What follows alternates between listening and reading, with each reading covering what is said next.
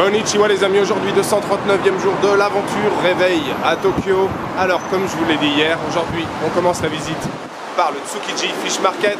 C'est tout simplement le plus gros marché aux poissons du monde. Alors ça fait des années qu'on entend dire qu'ils veulent le déplacer, enfin le transférer dans un autre endroit de la ville. Et puis finalement c'est toujours repoussé, mais vraiment ça fait des années, hein. Je crois que ça fait plus de 10 ans. Il est toujours ici.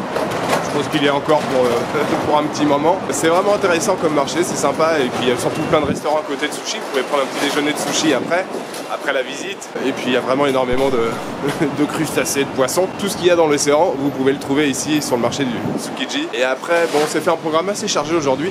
Mais ça devrait suivre au niveau géographique, c'est pas trop mal. On va après continuer dans le quartier de Ginza. Le quartier de Ginza, c'est juste après, tout ça, ça se suit. Vous allez découvrir au fur et à mesure les petits quartiers où on va se balader.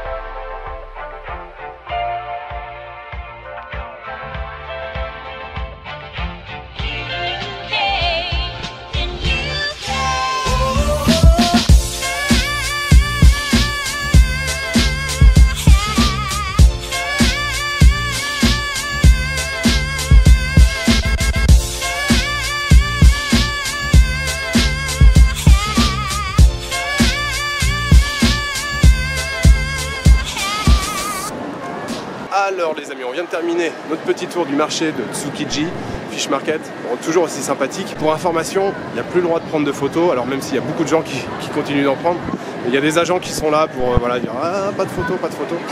Mais c'est toujours aussi sympa, on voit vraiment toutes sortes de poissons et de fruits de mer. On s'est pris un petit déjeuner de sushi, là il y a beaucoup de restaurants autour du marché de sushi. Et franchement très très bon, on s'est pris une belle assiette, vous avez vu.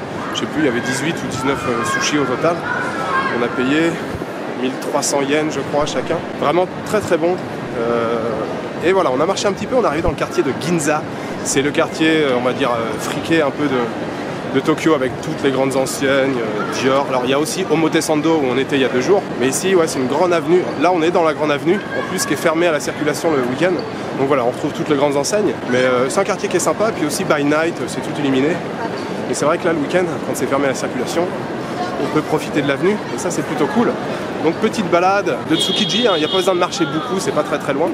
Et puis on va continuer tranquillement à remonter un peu en direction du nord. Pour l'instant, on va faire un peu de lèche-vitrine. Je sais pas si on va faire du shopping. Bon, Dior, Louis Vuitton, Céline. Mais voilà, on va profiter. Et puis il y a aussi, dans cette avenue, il y a aussi des beaux buildings. Au niveau architecture, si vous aimez l'architecture, il y a des buildings super intéressants dans le quartier. Donc voilà, quartier de Ginza.